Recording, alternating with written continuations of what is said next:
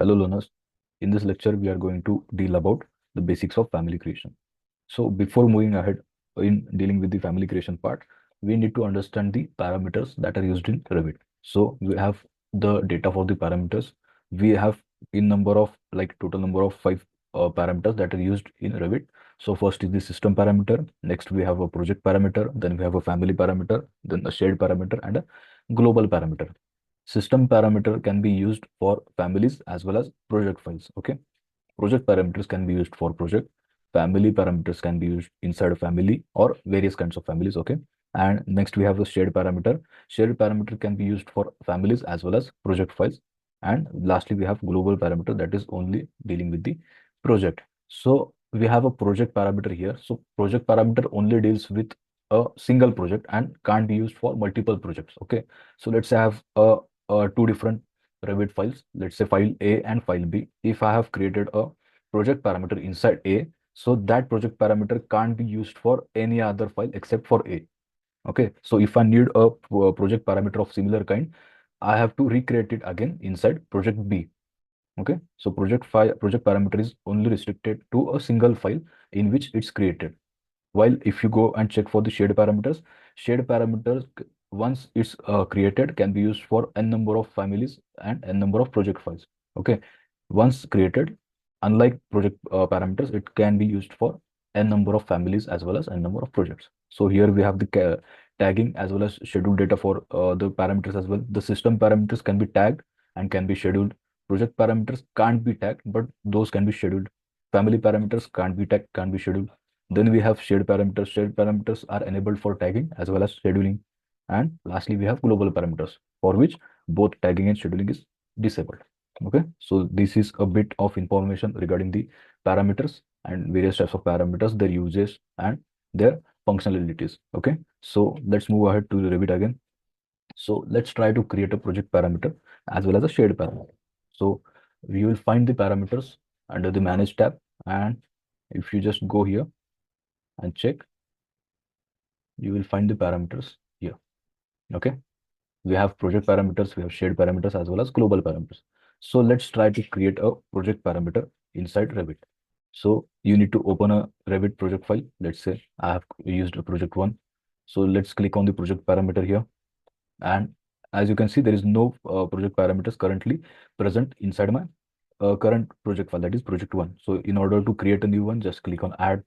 Then we have to select whether it's a project parameter and or whether it's a shared parameter. For now, we are going to create the project parameter. So let's toggle this project parameter on. Then inside the parameter data here, we have to name the parameter like test. Okay, test. Then we have to choose the discipline, whether it's under common discipline, energy, HVAC, okay, structural, as per your requirements. So let's go for common. Then we have to select the type for the parameter, whether it's a text, integer, angle, area. Like you can play with multiple parameters here. You can select from a variety of range here. Okay. So let's keep it text for now. And here group parameter under. So under what group you need this parameter to be placed. So here we have groups. Let's say this is a group, this is a group. Okay, so under what group you need this parameter to be placed, you need to select from here. Okay, so let's keep in others. Okay, so the group is others and my initial data is filled. So you need to select whether it's a type parameter or an instance parameter. Type parameter is applicable for all the types of all the elements of similar type. Okay, if you make any changes in a particular type parameter, all elements of the similar type would be hampered, or the changes will be modified in every single element. But if you choose instance, you can provide a unique value for all the elements, even if they are of similar type or other types. Okay, so instance has a unique value. Type is applicable wherever you need modifications for all the types, all the elements of a single type altogether. Okay, so you can go for type as well as instance parameter. So here you have to check the parameter that you have created would be assigned to which category. Okay, from here we can choose the categories for which this parameter would be aligned or assigned to. So let's say I want this parameter to be created for walls. So let's check the walls. And if you want to add a edit tooltip, so you can do it from here. Like what's the function or how the parameter is defined or its characteristics can be entered here. Okay, so let's say sample project parameter creation. Okay, and once all is set, let's click on OK and finish. So now you can see if I check my wall and here under others, I am able to see the new parameter that I have created. Okay, so here this new parameter will appear. So if I take a window or door here, if I place a window or door, if I try to select it, am I able to see the parameter that we have created? No, because the category for the parameter was assigned for walls only and not other elements. Okay, so here you can see the test parameter is created. As it was a text parameter, you can add anything. Okay, you can add a text in this format.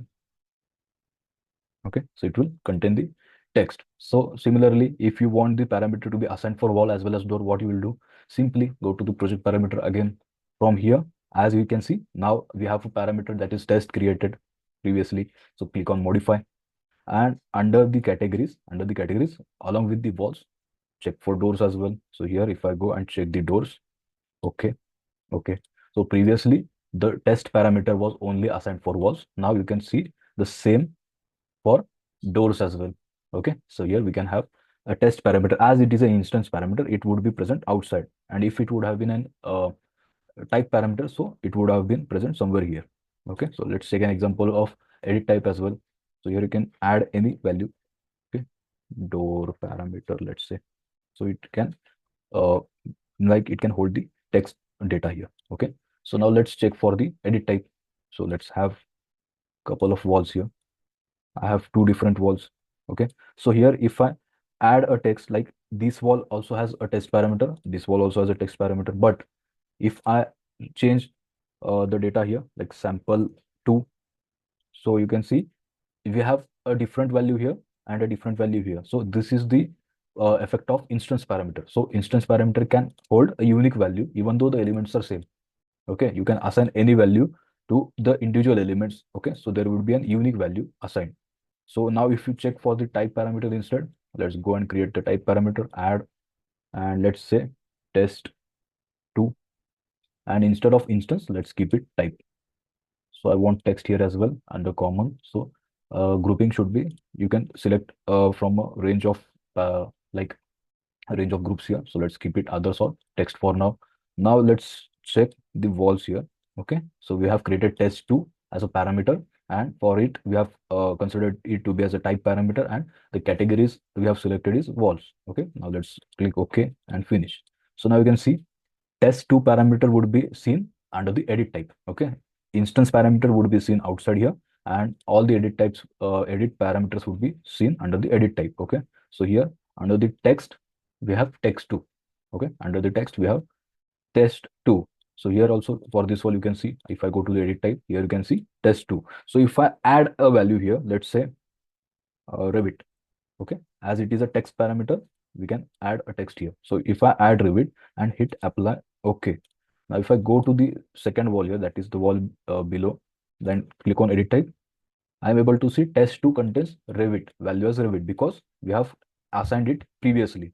So this is the main difference of uh, instance and a type parameter. Okay, for type parameter, once you have changed any value or a parameter, okay, the same will be modified everywhere the element that is used, which is of similar type. Okay, so this is the basic difference between the type and uh, our instance parameter.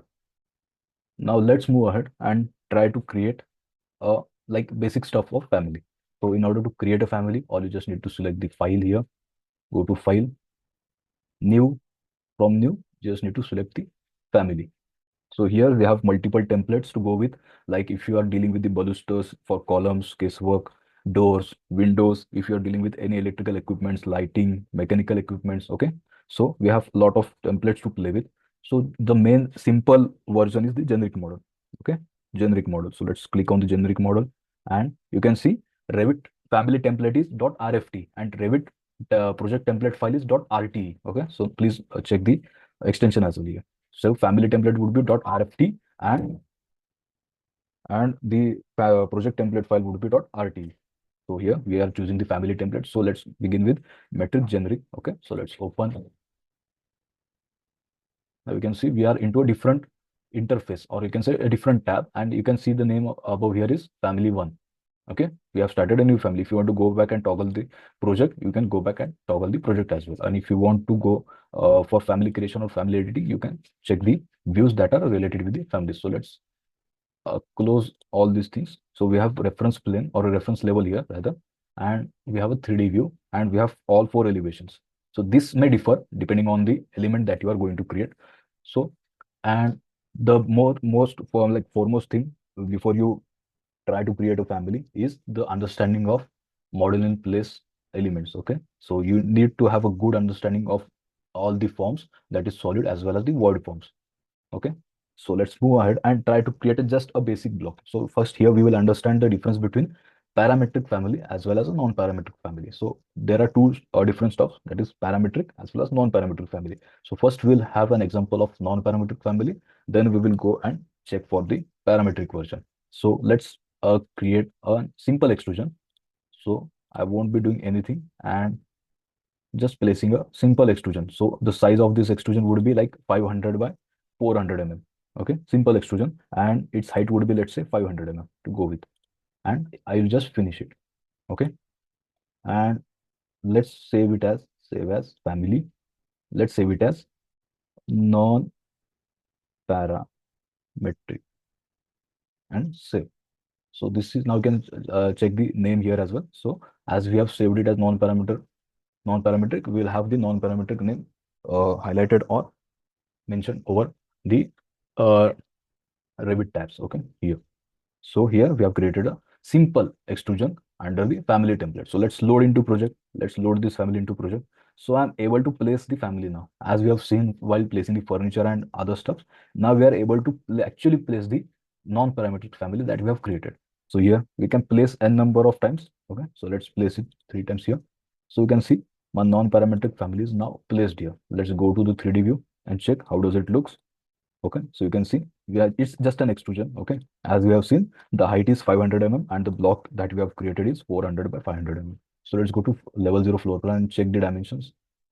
Here we have 400 mm and here we have 500 mm. So now my question is, am I able to change the geometry here? Am I able to change the geometry here? If I wish to extend the geometry in the planar, like the planar geometry for this block, am I able to do it? Do I have any parameters over here for controlling the this dimension as well as this dimension? No. If you just go and check the edit type, do you find any parameters that can be used to control the geometry over here? No.